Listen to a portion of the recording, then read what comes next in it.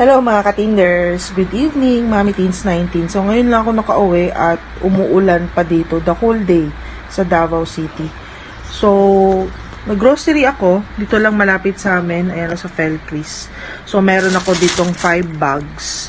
So, usually, pag sa ibang grocery stores, itong 5 bags na ito ay nasa magfa 5K na or 4K. Pero ito, would you believe na ang nagagastos ko lang ay nasa 2,581.70.